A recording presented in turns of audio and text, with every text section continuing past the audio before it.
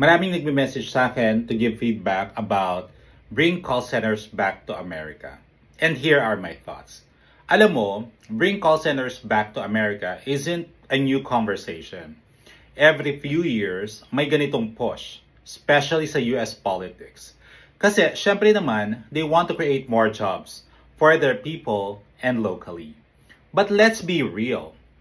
The BPO industry in the Philippines exists not just because of cheaper labor costs, but because of world-class talent, 24/7 service, and adaptability ng Pinoy workforce. From a business standpoint naman, kahit may policies like that, outsourcing won't disappear overnight.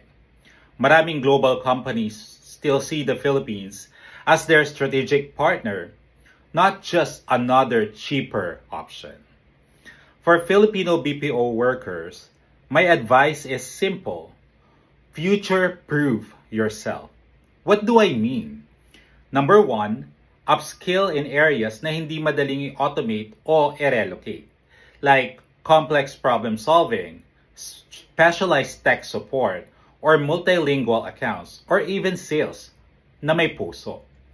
Adapt to digital transformation, AI tools, CRM systems, omni-channel support. Build career resilience so kahit mag-shift ang market, may edge ka pa din. The global market will always change, just like any other industry.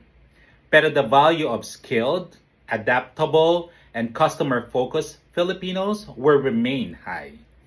Our focus should be on staying competitive, not scared. That's me. This is Posh, BPO Real Talk founder and host. See you soon.